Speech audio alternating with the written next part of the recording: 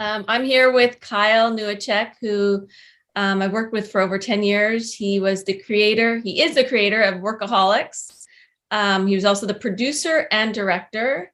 He is currently producing What We Do in the Shadows, but he's also, and directing for that as well. And he also directed Murder Mystery with Jennifer Aniston and Adam Sandler, as well as Game Over Man for Netflix. You're doing a little bit of everything. Producing, he's a musician, he's an editor, he's a surfer. Composes sometimes. I guess you have a lot of things on your he wears a lot of hats. So it's really fun to work with him, and I'm really glad. Thank you so much for taking the time today to just give us a little bit about what you do and share with my class like your perspective on music. So I don't know if you add anything else to what you do, but no, I think you did it perfectly. For you, Jen, anything. Happy to be here. Oh, thank you so much. Since you're a director, and we might have some directors on, taking this class, which I highly recommend so that they can understand how to even deal with a music supervisor and what are all the ins and outs of music supervision.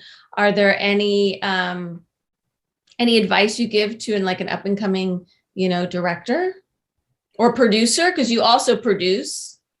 Yeah, and I'm working with new directors now, and I think the movie that we're doing together, the I'm Totally Fine. That movie, the advice given to the director was be careful of temp love, and temp love is a thing where you're making your movie and you're in the edit bay and you put in the song that you love, that you want your first pick, or maybe it's your second, but it's the one in your mind. And then you get to a point in post where you kind of realize, or you might run into a few snags when it comes to clearing that particular music. So then you have to either fight this crazy battle to try and get it for the price, especially if you're on a budget, or you can change it out and try some other stuff that maybe you can get. And it's such a wonderful lesson for filmmakers to go through this, because you're so like, for whatever reason, we get so dependent on the music that's in the background. And we think that is what makes the scene, is that music. And that's the most important part of the scene. And when you're posed with the problem, the dilemma of, hey, you can't get this music, then all of a sudden you're like, oh no, it's all trash.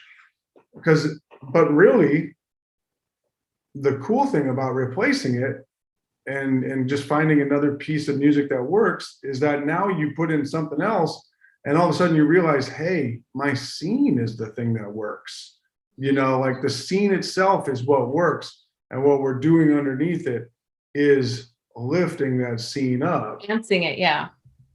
We are lifting it up. It's not dependent on, of course, certain times it is dependent on the track, but 99% of the time you can put something else in and, you can see it in a whole nother light. And then you cut to 5 years down the road and you're looking at the project that you made 4 years ago and you're like, I can't even see it with any other track.